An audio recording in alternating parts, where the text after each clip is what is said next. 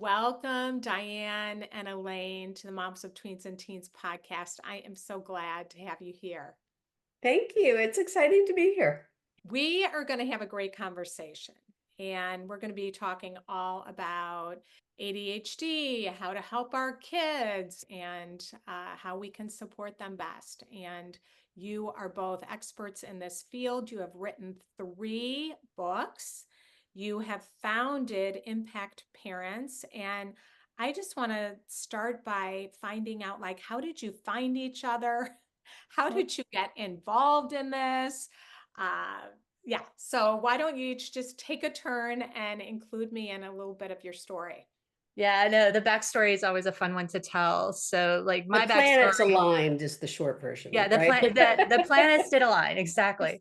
Yeah. But so I'm like one of those type A, get it done women in corporate, and was blessed with some complex kids is the terminology we use, kids with anxiety, ADHD. And I knew my kids were struggling, and I knew that their brains didn't work the same way as mine, but I didn't know how to help them. And I was getting really frustrated and probably yelling more than I wanted to. I'm a recovering yelling mom, and my kids are now young adults. But I, long story short, left corporate about the time that my kiddo was officially diagnosed with ADHD, and in learning coaching tools, began to start engaging with my kids in very different ways. And I met Elaine about the same time, and we started comparing stories. I was a neurotypical parent, like parenting complex kids, and she has a different story. But the stories had some alignment to it. So Elaine, I don't know if you want to jump in there. Yeah. So what I would add is that I have a very different background. I didn't come out of corporate. I was a entrepreneur and a yoga teacher and a stay-at-home mom and all kind of different things. I'd been an activist in my first career. And I was really struggling as a parent of 3 complex kids under the age of 10 who were all, and we had, I think, 8 diagnoses amongst and between them. And I was really having a hard time.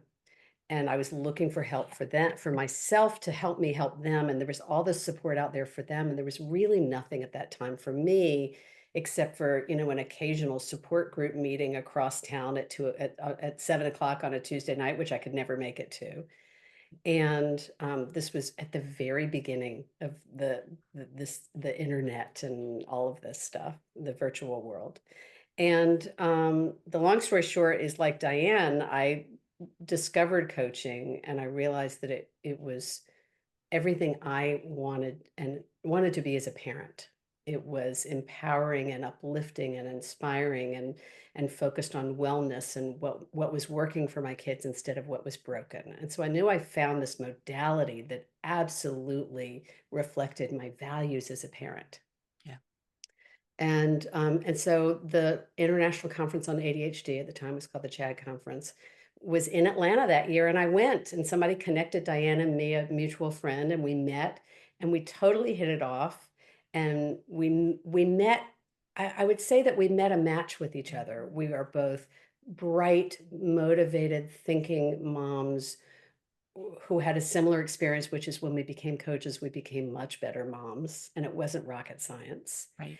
And we both had a background in national healthcare, which was an interesting additional piece. Both of us had worked in different arenas of the healthcare realm on a national scale. So we had an image of a national piece, even though when we came together, we were just going to do a local workshop. That was Little where we workshop. started. But within a couple of months, we had gotten an innovative program award from Chad, and by the next year, we arrived back at the same conference with a website that was already tested and in beta mode, and launching this new community for parents of kids with ADHD and related issues, because we just both realized there was a huge need in the space. There was this gap in service delivery. There was all this stuff for the kids, and the parents really needed guidance, help, support, insight. They needed to be invited to focus on themselves so they really could help their kids. beautiful how you met and that you both had that in common. It looked different, but you were both in the wellness. Yeah. So just from that foundation of taking care of ourselves. And I also love what you said about how focusing on your kid not being broken, but Yeah. what is working, and then how do you help yourself? So how cool. And you both were so passionate about it because you saw nothing was there. And I have two ADHD kids, and through them found out I was ADHD. And I'm like, Yep. oh, now it all makes sense. Yes. Me too. Yes, Me too. Me exactly. too. Exactly. It's like I Like- look back, my whole life made sense. And the day I was diagnosed, on the way home, I picked up the phone, I called my mom and I said, Mom, guess what we've got? I know my kids are like, you've got it, Mom. But it was very difficult, I think, at that time when my first one was diagnosed, because they didn't even really know what it was. So it Right. sounds like it was kind of a similar time. And somebody at the bus stop started telling me their kid was diagnosed, and they started explaining it. And I was like, oh, this sounds like what's happening in my home. Well, so I had a child, my elder brother had been diagnosed in the 60s when it was called minimal brain dysfunction, the precursor Oh, to ADHD. And so I was not diagnosed, but I had been raised in a family with some awareness of it. And so by the time my husband and I were married, he hadn't been officially diagnosed, but I was pretty clear that whatever my brother had, my husband Your had. husband had. And so I think I had an awareness, but I would say I spent years and years of what I would call inconclusive diagnosis.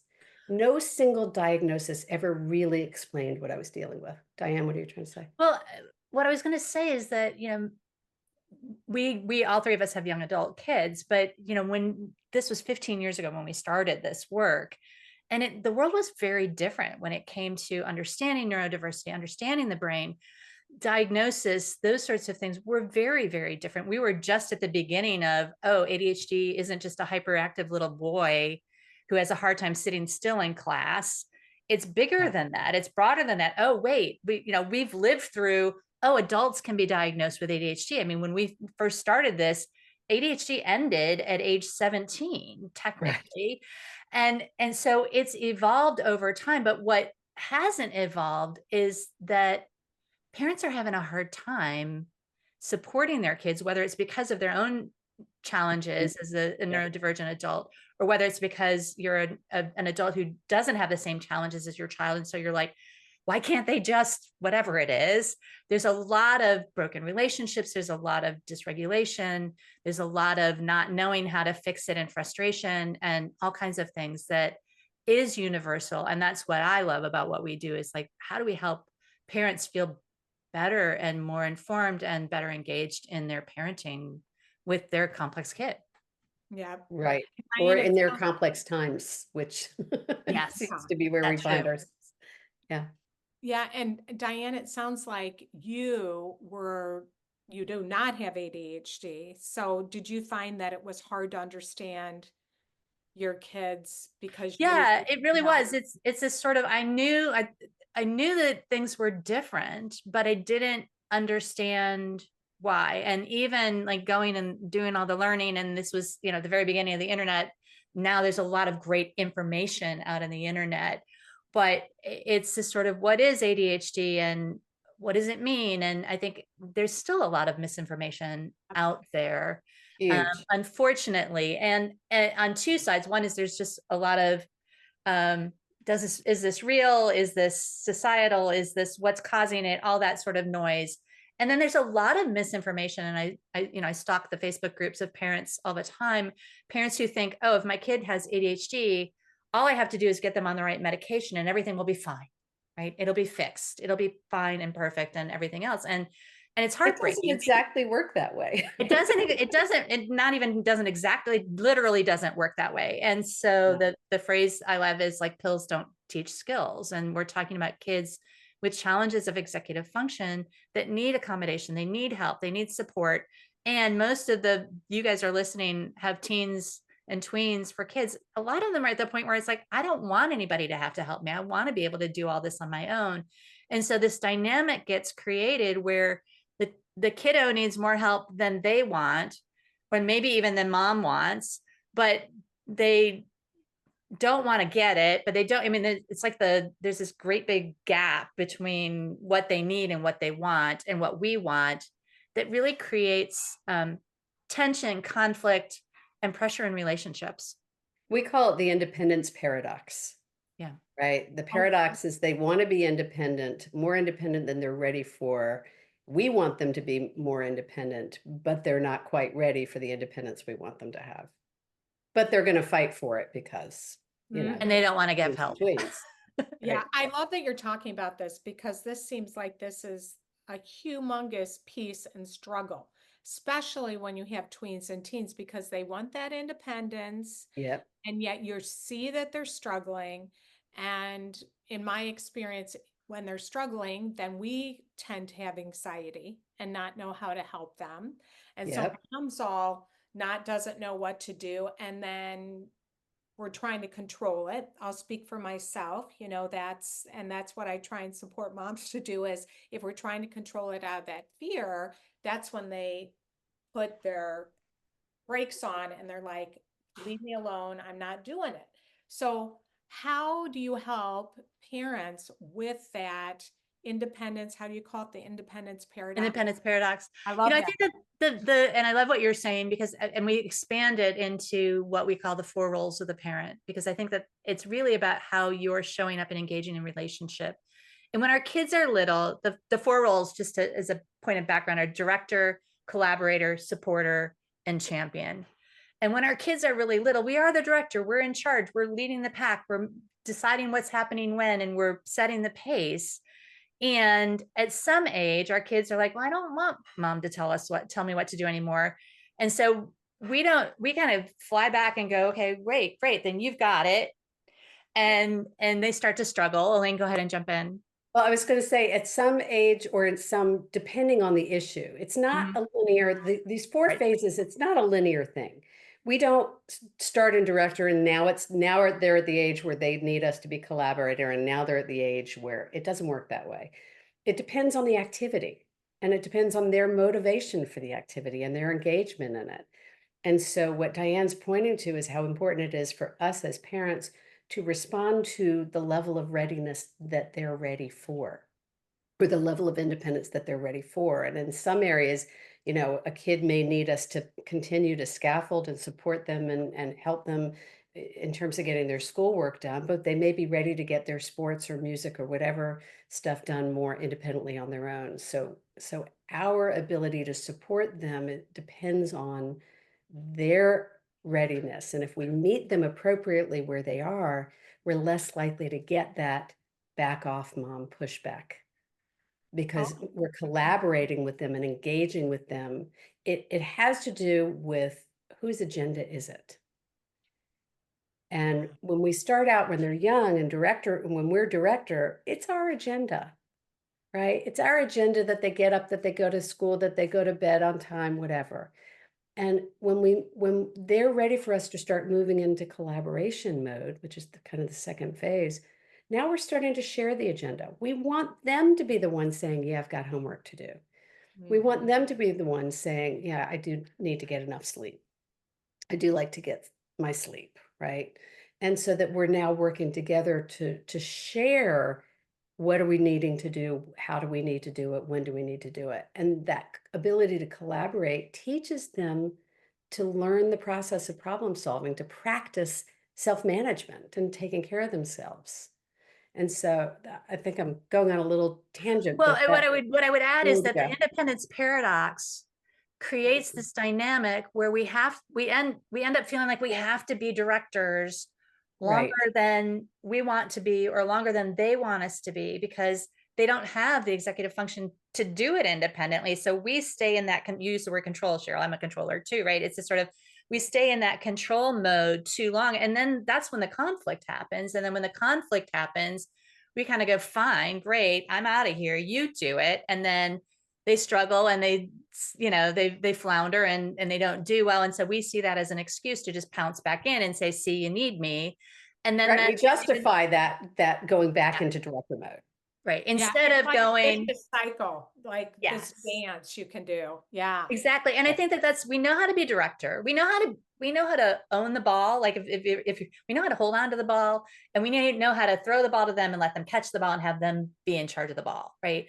But what we don't know how to do intuitively, and sometimes we do with little kids, it's like how to work together and how to let them have agency and how to give them space to do what they want to do. I mean, we're really good with 3-year-olds at giving them choices. I remember really distinctly somebody teaching me that was like the magic thing about having a 3-year-old is, do you want to brush your teeth standing up or do you want to brush your teeth sitting down? Oh, I'm going to brush my teeth sitting down. You know, it's like this sort of, it gives them agency. So we lose those collaborative tools because we get busy, because there's conflict in the relationship. Because they go to grade school and everything changes and the school system changes, their approach, everything shifts when they go to grade school, and we forget to keep collaborating with them. Yeah. Right. And it's so incredibly impactful. The metaphor I like to use for the 4 phases, based on what you were just saying, Diane, is the notion of when you help somebody learn to ride a horse. When you teach someone to ride a horse, first you put them on the horse, they're holding onto the horse, and you're holding on to the mouth, the bit, the head of the horse, and you're guiding them around. That's director mode. And then you hand them the reins and you let them start playing with, how do I move the head of the horse? But you're still holding the front. You're still guiding them around the ring, but now they're getting to practice moving it. And then at some point, you let them guide themselves around the ring and you move to the side of the ring. You're still there. You're close. You're supporting. You're ready to grab it. You're there if you need it, if they need it, but you're not actually leading it. You're letting them lead and you move into support role. And then champion, which all of us want, but guys, it's a few years down the road. Yeah. Champion mode is when they're going out on a trail and you're back at the barn and you're waiting for them to come back and checking in and seeing how they're doing. And we all want to get there, but we need to get there incrementally in little steps instead of trying to do it all at once and then without setting them up for success. And what happens, I mean, you guys are parents of teens and tweens, is, you know, there's all these patterns that get created. And so there's some unraveling that has to happen because, you know, parents say this all the time. It's like, I try to collaborate. My kid doesn't want anything to do with me. My kid won't talk to me anymore. My kid, if I say I'm here to help, they say, I don't need your help. I mean, there's all this sort of drama that's been created.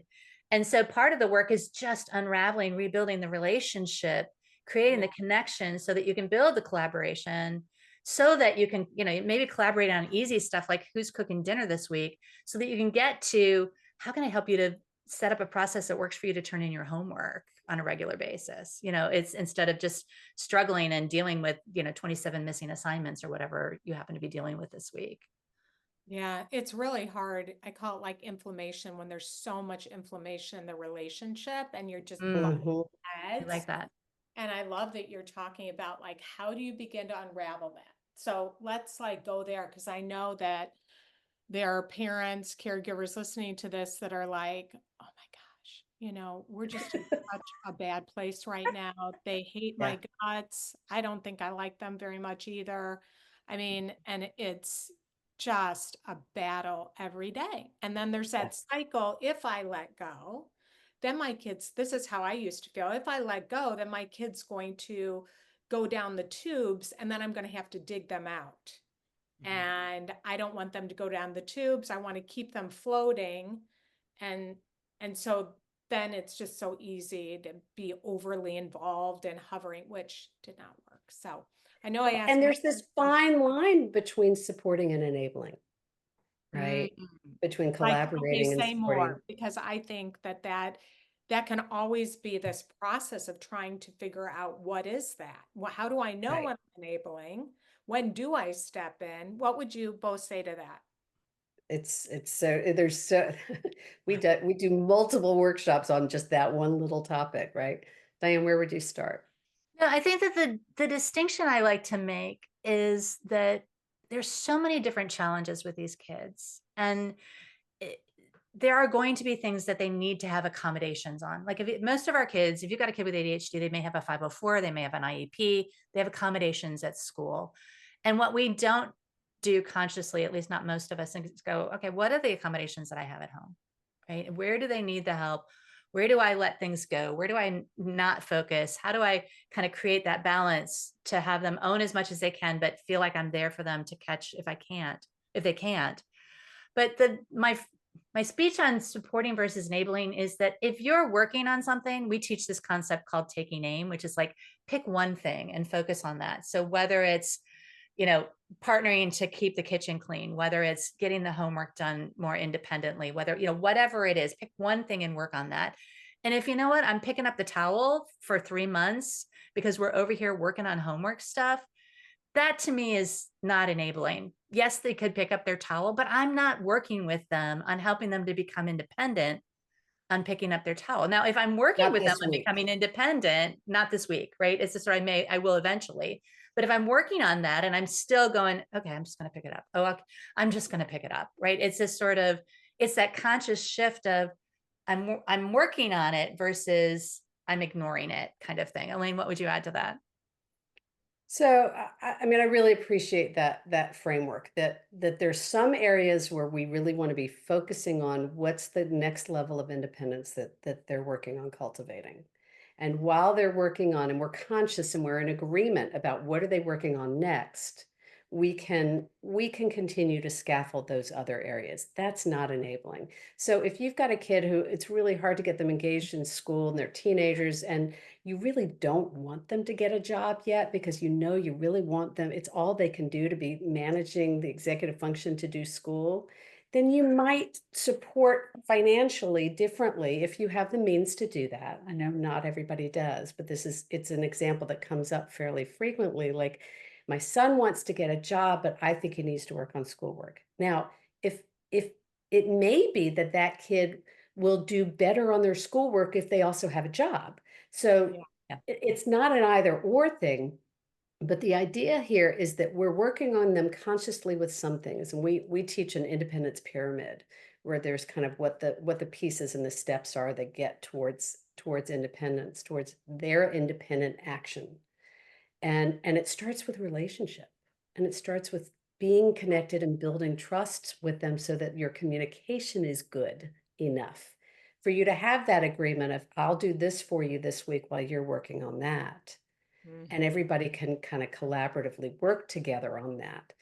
So for those who are really, you started off by saying, what do we do when we're in this serious power dynamic and it's fraught? And we have a lot of people who come to us and it's like, my kid won't talk to me. That's not the time to start talking about schoolwork. And it's not the time to start talking about chores. That's the time to reconnect to the relationship and build some trust. Because part of what happens is that we fall out of trust with them and they fall out of trust with us. And they fall out of trust with themselves. And they fall out of trust with themselves. And they are not going to be available to learn if they don't feel safe. Yeah. Well, and gosh, what you just said about how they feel about themselves as well, Diane, I think we don't realize that oftentimes that they don't feel good. Like, they want to do well. They just lack the skills to do well. And parents all the time come to me and they're like, my kid doesn't care anymore. They'd rather just play games. They're on their computers 24 hours a day. And to me, that's of an avoidance behavior because there's a problem in front of them that they don't know how to solve, right? It's like a lot of these kids don't understand ADHD or anxiety or whatever it is that they're struggling with, or they don't have a diagnosis, or they just know that they have a hard time, but because they don't know how to fix it, the solution is either I'm going to be mad at myself, I'm going to be mad at you, I'm going to pretend I don't care, even if I really secretly do care. I'm going to end up in a shame cycle. I mean, these are all normal human responses to having a problem that you literally don't know how to fix and you really want to. And so those of you who have kids who are going like this, I'm going to suggest that's a coping mechanism and not the real the real heart of who they are underneath it. Elaine, you look like you want to add something. Yeah, I just have an example because I was with one of our we run coaching groups for parents at different ages. So I was with a group with a parent of it's actually a grandparent raising her young adult kid. So this kid's like 19, 20. And she'd been in this group for a while doing a lot of work on building the relationship and building the trust, and things were really getting better. And then her husband died, and there was a loss, and it was a big loss for the grandson. And so we were talking about it just yesterday, because this grandkid has slid back, and he's getting combative, and he's getting argumentative, and he's avoiding, and he's doing all these old behaviors that he was doing a couple of years ago that he had kind of stopped doing. And so the conversation we had was, it sounds like he really needs you to connect with him again. You need to rebuild the relationship, rebuild the trust. You need to acknowledge what he's feeling. Because if a kid's pushing back or fighting or arguing, they're hurting. And so if we can stop and say, I can see that you're really struggling right now. I can see this is hard for you. I can see that there's something's going on that's making you really uncomfortable. That acknowledgement alone, just that. I mean, I truly believe that if we can acknowledge how they're feeling and when they're thinking about things, instead of only paying attention to what they are or are not doing. Yes. Yeah. Right. Looking underneath the surface of what's really going on underneath the behavior. Yeah. Exactly. And that he's grieving, and that, it makes so much sense. That was just such good coaching, because we see the behavior, we don't like it, and we want to change it, versus really seeing him. But there's always a reason. There's always a reason for that behavior. Well, and there's probably always a reason under the reason, because what happens is that when we get reactive, which we're going to, because we're frustrated or we're scared or we're whatever it is, we see the obvious, but it's really kind of going on underneath it. Well, he's being rude. Well, okay, so what might be, he's feeling disempowered right now, which is making it hard for him to communicate effectively what he is looking for, rather than just he's being rude kind of thing. Well, and this is a kid who, when he gets depressed, he gets angry and mean. Yeah. We know this because we've seen this behavior before, and we helped him change it once before. Right. Right. Right. So we can react to his behavior, or we could say, oh, wow, you're really hurting right now. Yeah. You know? Yeah. And I think humans want to be seen more than anything. Yeah. And more than anything. Somebody asked me in an interview the other day, and I love the question, what is it that you teach to parents of complex kids that is every bit as important to parents of neurotypical kids? Like, what's the common thread between the neurodiverse and the neurotypical kids? And my response was acknowledgement. Every single kid out there needs us to slow down and pay attention to who they're being, and to acknowledge them for who they are. Yeah. I love that question, because often we think about how they're different and versus what. And the question was, how does the coach approach apply to both? Because this is not just for neurodiverse kids. It's for parents of all kids, because it's about good, healthy parenting. It's what you're doing on this podcast. Right. Yeah, really a good example. So I just want you to talk a little bit about collaborative problem solving. And so what would, give an example of something that we often are tempted to say that is not very helpful, versus what do you say if you're being collaborative? You think? So what we are tempted to say is, why didn't you fill in the blank? Right? Okay. Why didn't you get out of bed when the alarm went off? And what we might say differently would be, how do you want me to handle it when I know you set the alarm and it's going off and you're not getting out of bed? What do you want me to do? Love it. Right? So now I'm collaboratively acknowledging it was their intention, their goal, their agenda, their technique, their structure. How do you want, and actually this is more support, like, how do you want me to support you? So the collaboration is the conversation, so that we can move back into support role. How do you want me to support you in this agenda you have that I want to support you? That's how I Mhm. would answer it. Diane, what would you say? The example I love to give, and I've lived it and breathed it. I probably still am living it and breathing it actually today with my young adult, but is helping your kid like transition, like a kid who's busy on social media and is trying to get to homework, or a kid who's gaming and needs to go to bed. And so we help them set a time. You need to be in bed at 10 o'clock, or we need to be at dinner at 6 o'clock. And then we kind of stand there like waving our finger and going, you have to be at dinner, it's time for dinner, kind of thing.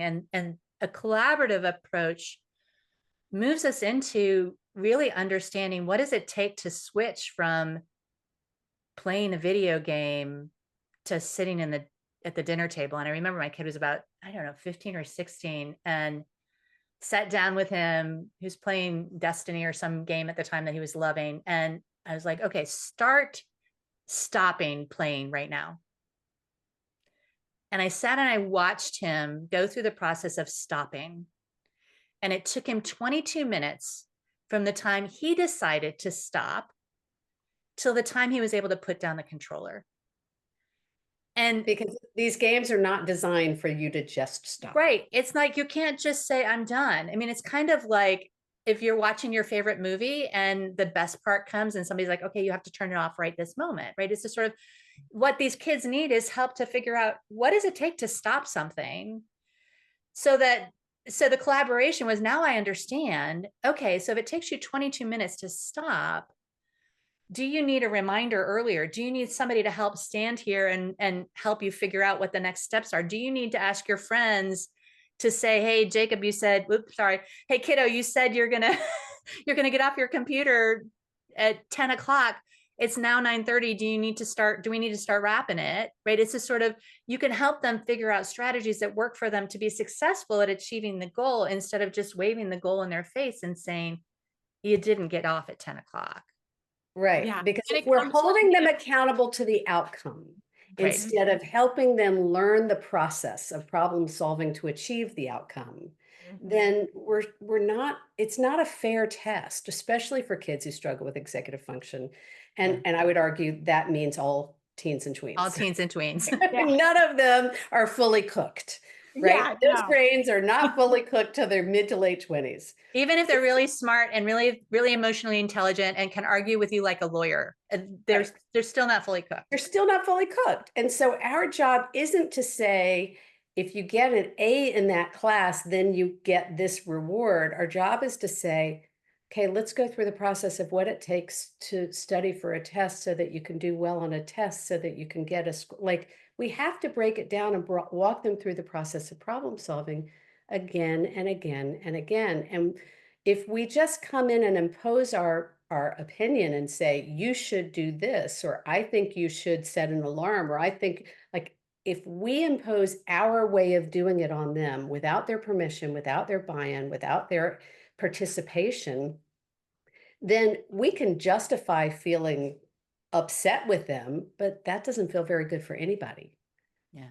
But if we No. bring them into the process, then we can be a team together, feeling the success with them. And that feels great for everybody. Which takes us back to the tension that often happens when we have the unwanted patterns, that we have to go back to build the relationship so that we can build the collaboration, so that we can work on the hard stuff with our kids. Yep. Well, and I love the collaborative problem solving too, because it's helping them to come up with what's going to work for them. Yeah. Right. And I find we can just assume and say, oh, do this and do that. But there's so many steps missing, and it's not helping them to raise their self-awareness on, like, what do I think is going to work for me here? Which works. You know, there's something I do want to say about it, because I was working with a client this morning who is an adult woman, very successful adult woman with ADHD, and is having a hard time getting some stuff done. And so we were breaking down the tasks. And to your point, what I said was, okay, I'm happy to share with you how I do it, if that's what you'd like, because that's what she'd asked. But I want to be clear that just because it works for me doesn't mean it's going to work for you. And so I will share it for you to get an idea of some ways other people do it. But then we have to tweak it and modify it to make it work for you, because just because it works for me doesn't mean it's going to work for you. And so for me, I use a this calendar and that journal, and she, like whatever the results were that we decided to try and test. What was really important was that I could say, I know you well enough and I've learned how you work well enough to suggest that you might try this or this. But at the end, and we as parents can offer that to our kids. I know that you really like it when you like it when things are color coded. You have a color coded kid, or like we can offer things based on what we know about them, but we still want to then throw it up back to them for them to say, yeah, I could try that, or no, that won't work for me, or whatever it is. Because if we presume to know what should work for them, it's a fool's errand, really. And it's hard to fight that, because we see our heart breaks as a parent, as a mom, when you're watching your kid and they're struggling, and they're maybe they have broken relationships with their friends, or they're failing in school, or they're not going to school, and it's like, it's heartbreaking. And so we want to just fix it for them. And so when we get into that space where it's like, okay, just do this, that's a great indication that maybe we need to slow down and go, okay, wait, how do I let go of some of my fears and my own frustrations to be able to partner with my kid, to show that I'm there as their partner and not trying to fix something that's broken? Because our kids will begin to feel like they're broken if they're not already feeling that themselves. Yeah. It's a great important point. We have to manage ourselves. We have to do our own work, keep ourselves out of it, so we're really there supporting them on their agenda. We have to understand that just because they decide to try something, it may not work the first time, and in fact it probably won't work for the first time, and that's okay. That's an expectation we want to set, right? And then ultimately it's a process of problem solving to take care of ourselves and learn to manage ourselves. And it doesn't happen overnight. It's a gradual process that we can, as you said, be on their team with. Yeah. Well, you are both amazing. Like, I just love what you're doing and supporting parents, because, gosh, if we just see our kid as the problem and we're not trying to develop these tools and skills and all that you're doing with coaching them personally, because each of us has different situations too, and different kids, and like one size doesn't fit everybody, like you've said. So tell the listeners what you offer, because you offer many different things to help them and to support them. So what are you doing right now that they can check out, become a part of? Well, if you're listening to this on this podcast, you can find the best place to find us is our podcast, which is called Parenting with Impact. And so you can just click over on Spotify or wherever you happen to be listening to this podcast and listen there, or on YouTube. Or you can go to impactparents.com/podcast. Yeah. Right. Okay. So that's one place. In terms of what we offer a combination of training, coaching, and support. And the secret to what we do is we train parents in neurodiversity-informed coaching skills, and then we coach them to use those skills in how to navigate their family dynamic. And we do it based on the age of their kid. What were you going to say? And I was going to say, if we don't teach you you're not going to become your kid's coach, right? So, but it's by using an empowerment-based modality that's going to really help you shift the relationship, shift the dynamic, and ultimately help your kids to become more independent and launch successfully, which is what we all want for our kids. And just heads up, it's not even available on the site yet, but we teach. So our Keystone program is called Sanity School for Parents. And so our major program is Sanity School Premium, where you can get a combination of training and coaching. And occasionally we teach it live, virtually, but live. And we will be sneak peek, we will be teaching a live version of it near the end of 2024. So I'm not sure when this episode is coming out, but we'll let you know when that is. Yeah, great. So will they be able to go to the website and they'll see it come up on the website? Absolutely. Yes. So impactparents.com is a robust website with almost 1,000 articles and blog posts and podcast episodes. We've been doing this since 2011. So there's a lot of great content there if you're an information seeker. And our reminder to parents, which is what you're about as well, Cheryl, is that information is great, and then it's what you do with that information that really matters. Yes. So wherever your resource is, wherever your community and your support is, take the information and slow down and figure out what you want to do with the information and how you want to apply it in your life, because that's where the real magic happens.